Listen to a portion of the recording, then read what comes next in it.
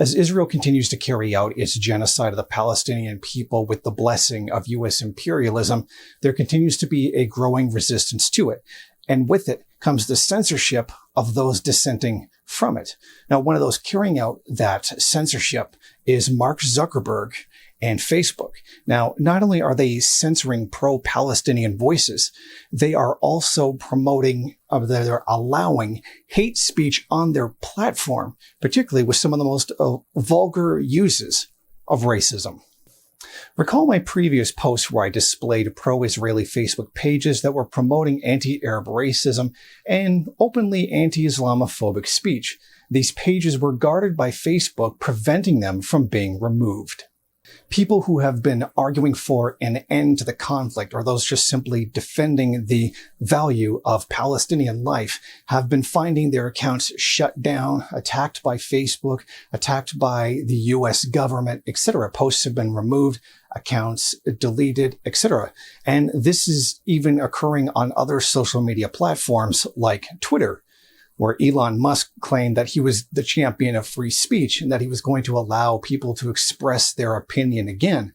But apparently he's been too busy developing a show with Alex Jones to bring back a guy who harasses the parents of children who've died in school shootings.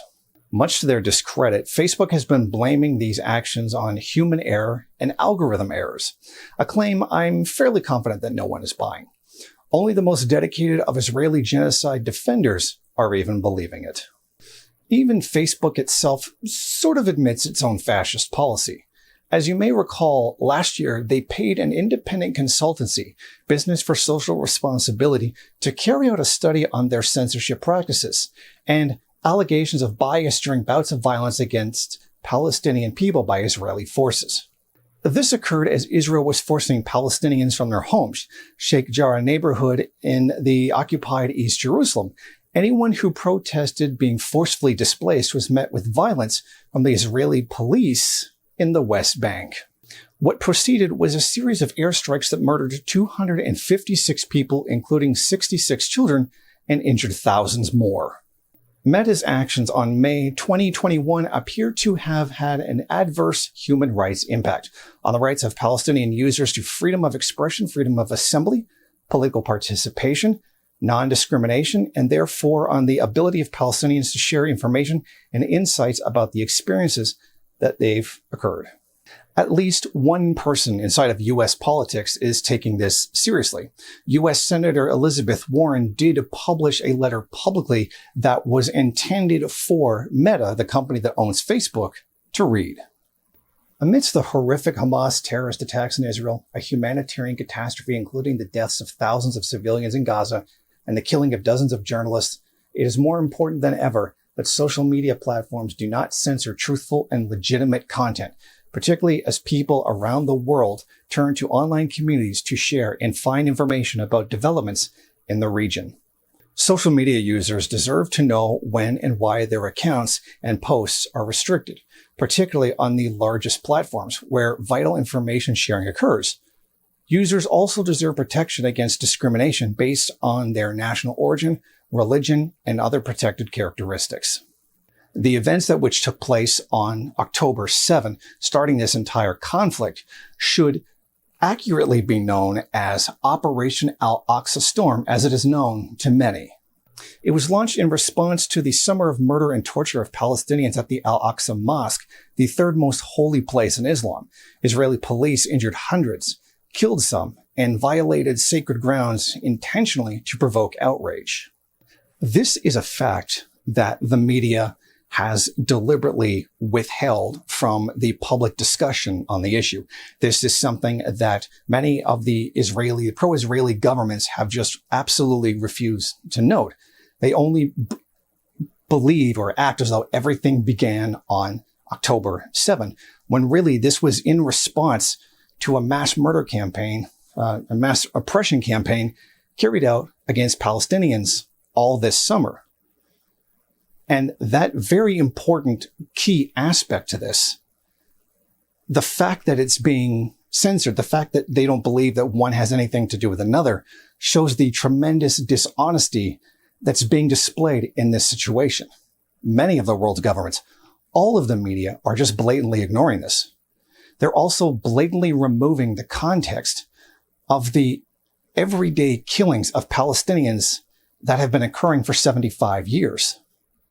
This never plays into their discussion. They always portray this entire situation as something that just simply did not exist prior to October 7 of this year.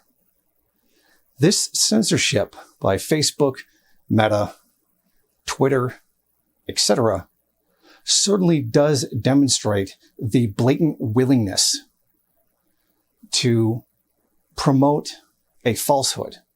Anyone who provides accurate information in contradiction to the official policy of the imperialist states, being that Israel is one of their allies and their closest ally in the Middle East, demonstrates their deliberate bias when they claim they don't have a bias. I mean, all social media sites tell you that they don't have a bias. They allow people to discuss whatever they want, say whatever they want, unless it's considered to be false information or considered to be harmful to the public interest, which are both very vague terms, but ones that are definitely important.